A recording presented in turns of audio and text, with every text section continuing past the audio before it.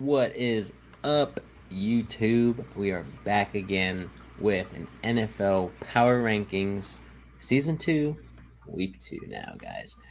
So I hope you liked this last video that I went ahead and put it out. If you haven't seen it, go ahead and check up on it so that way you can get the full recap of where everybody was ranked. But now we will be going into Week 2 rankings after Week 1's games have finished. So here we go, guys. This is how we are going to grade. And as we move on, obviously, these grading criteria will continue to stay the same.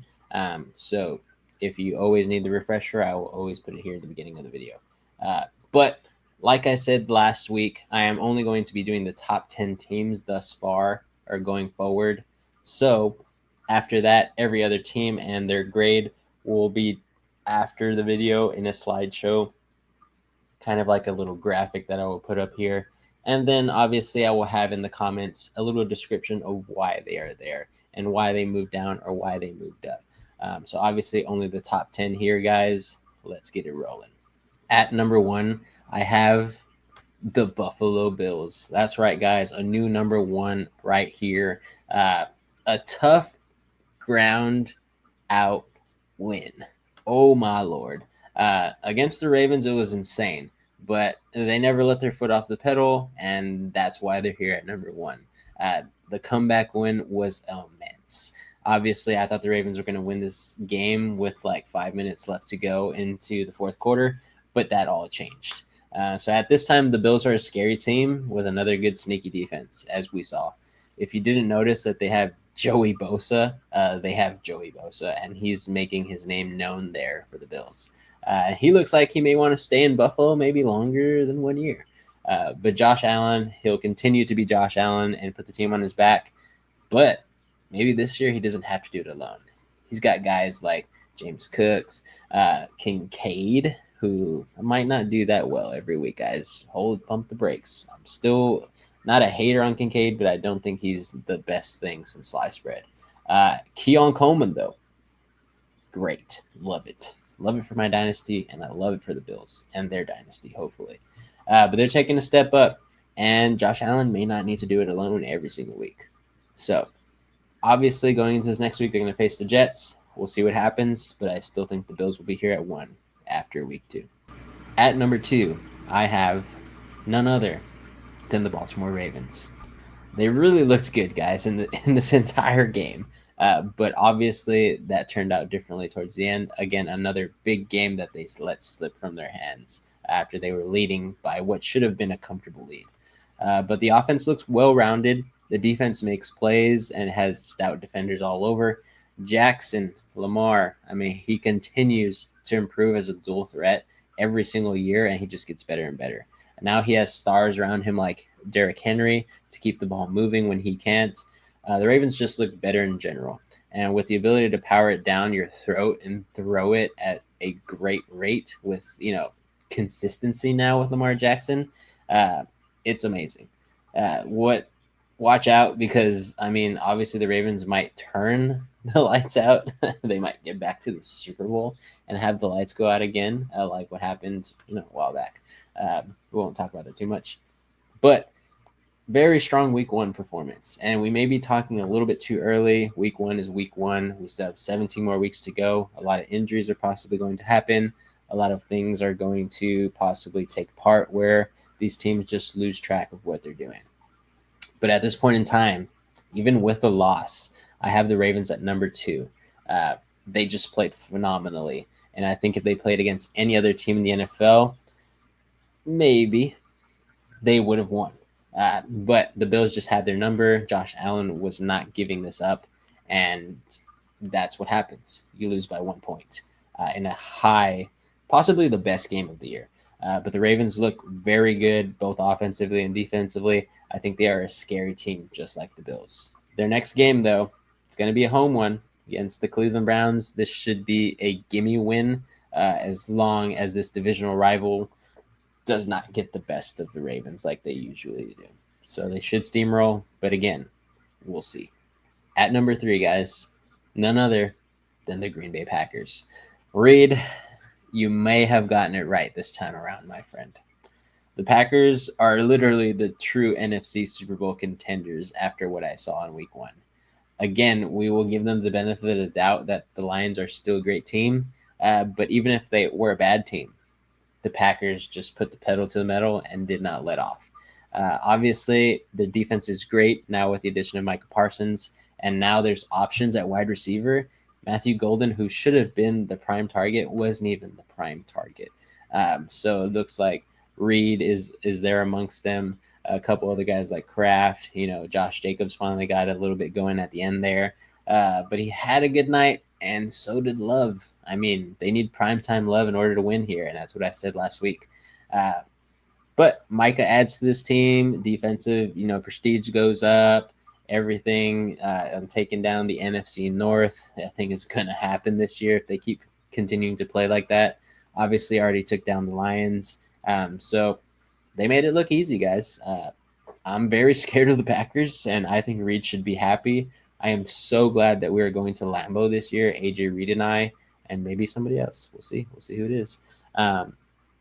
But the cheese is aging well, and I cannot wait to get a little taste of Lambeau and seeing some great football be played, hopefully, on that divisional game against the Vikings. So other than that, guys, I think the Packers are doing great. I think defensively they look much better with Micah Parsons, even though he didn't even play more than 50% of the snaps. They look great with Jordan Love as well as the receiver core that they have. I still think they need a true number one to keep this going. And I think right now that's Jaden Reed.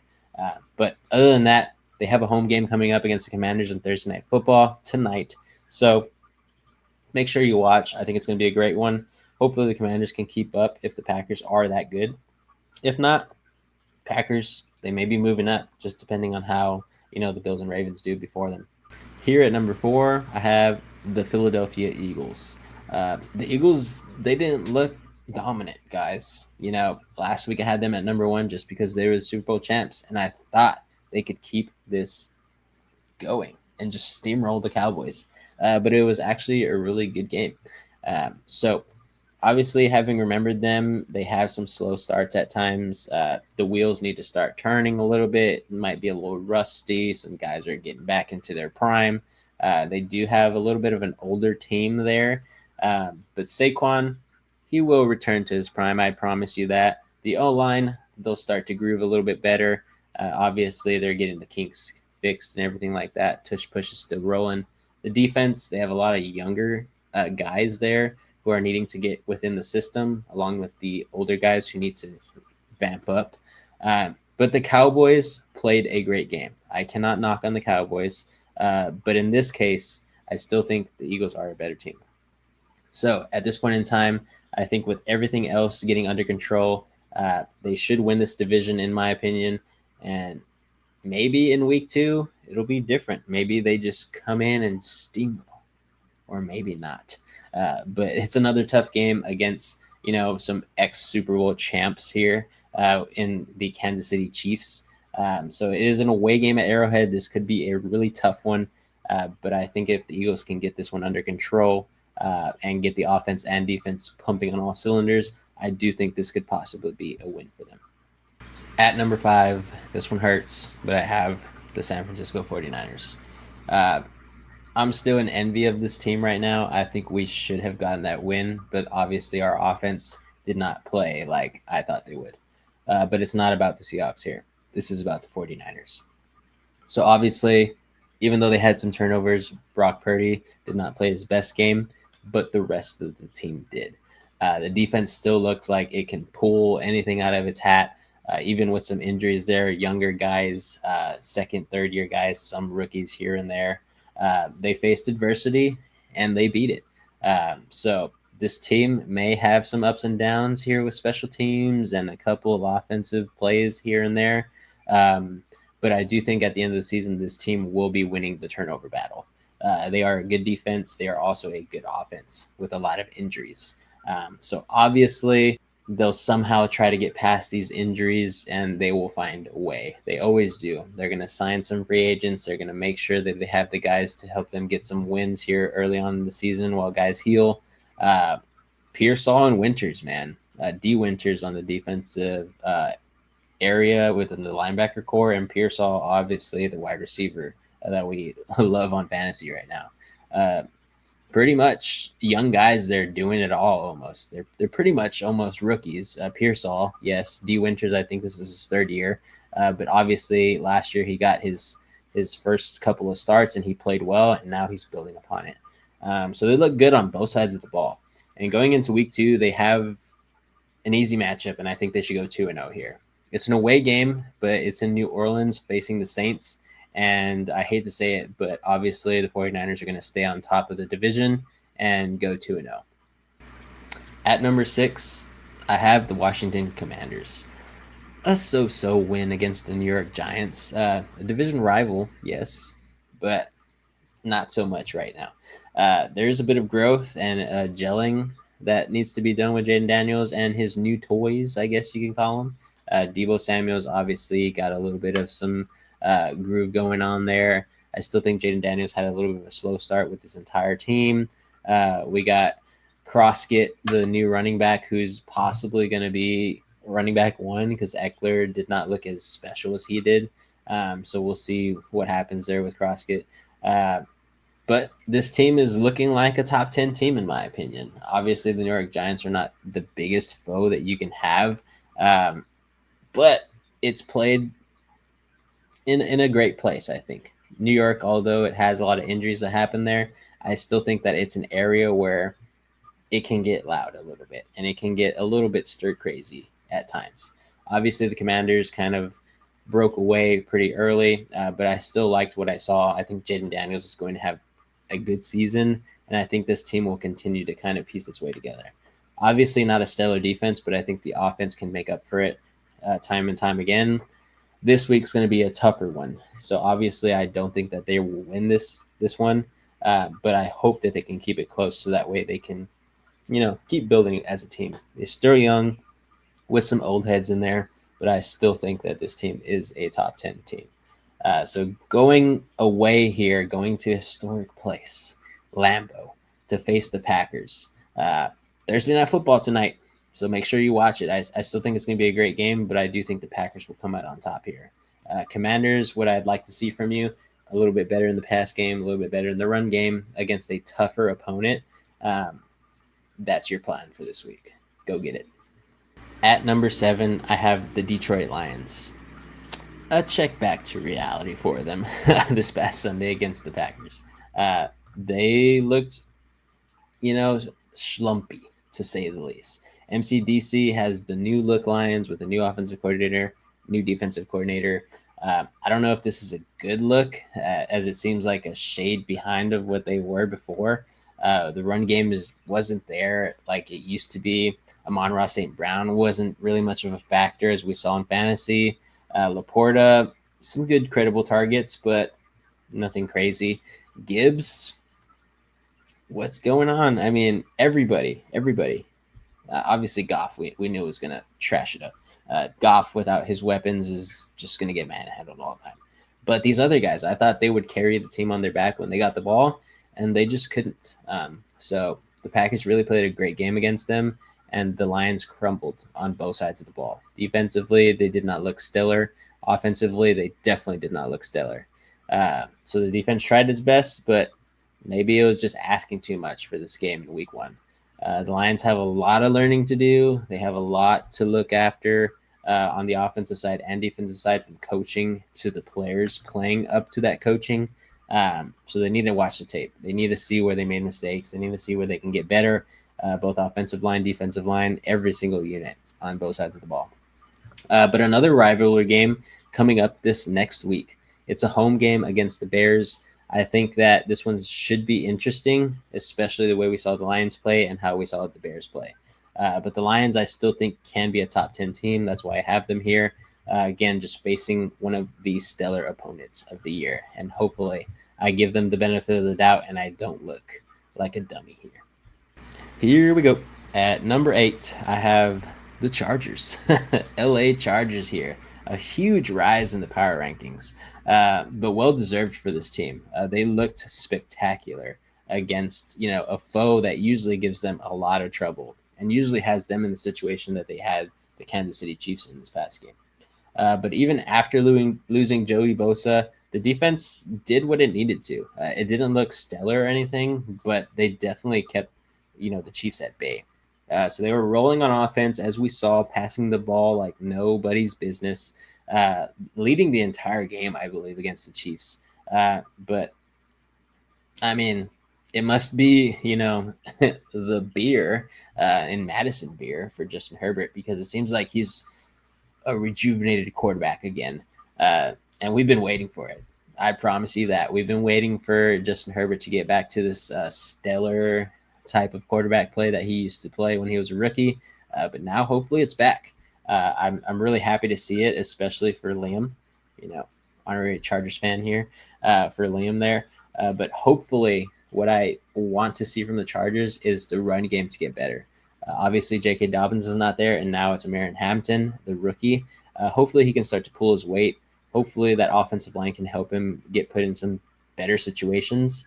But if not, Keenan Allen, Quentin Johnson, and Ladd look like they'll be able to get it done.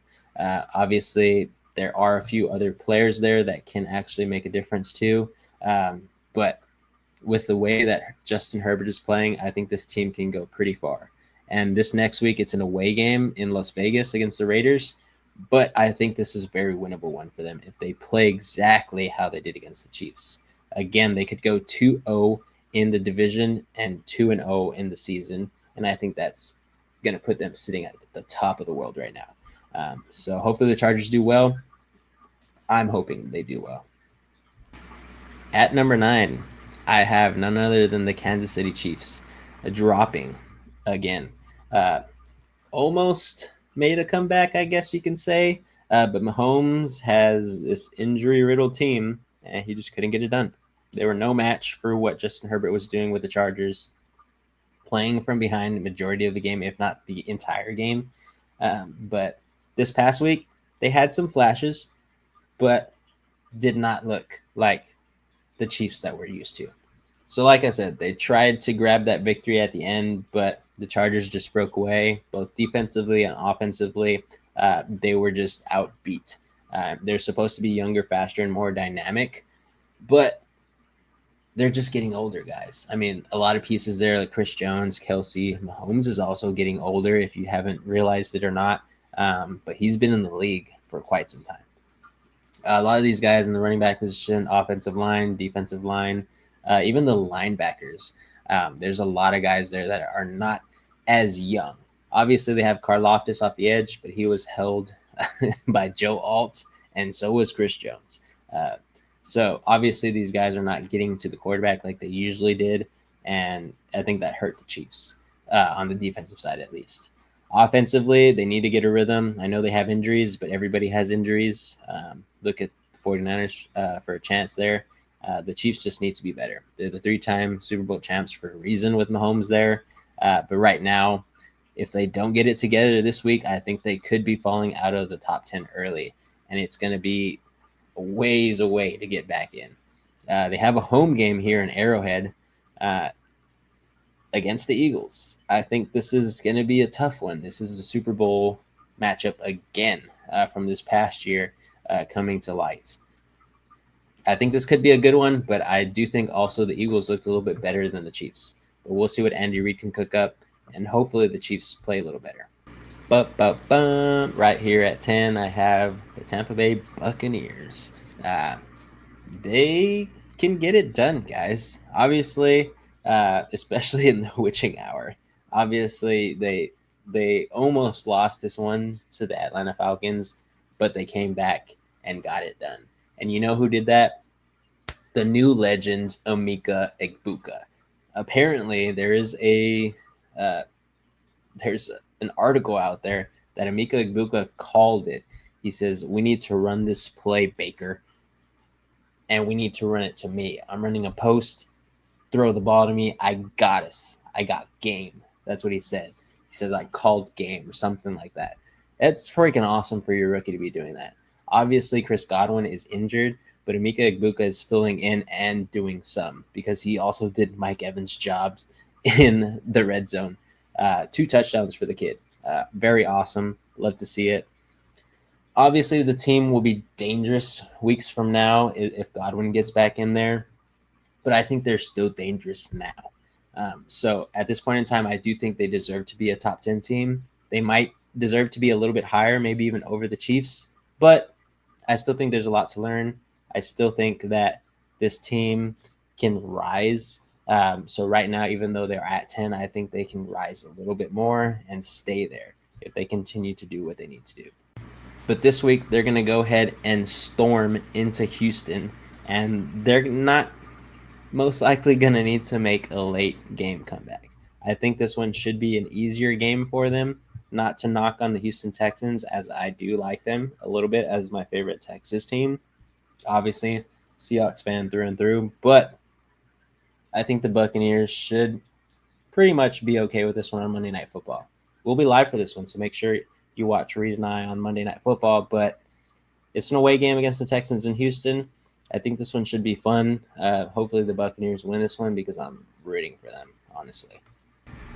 Okay, guys, like I said, I'm just doing the top 10 here. Go ahead and go down in the comments as I have the slideshow up here of the graphics of 11 all the way through 32 and the rankings there. If you don't like where your team is at, go ahead and leave a comment down below on why they shouldn't be there. But I will have a paragraph in the comments as well, so make sure you read through them to see why each team is there and what I think that went wrong in week 1. So that'll allude to you what they need to fix and how they need to get better. Obviously, some teams are worth, a little more saving throughout the season. But at this time, 11 through 32 is down in the comments below. Make sure you leave a like. Make sure you leave a comment. And as we always say, guys, keep on grinding.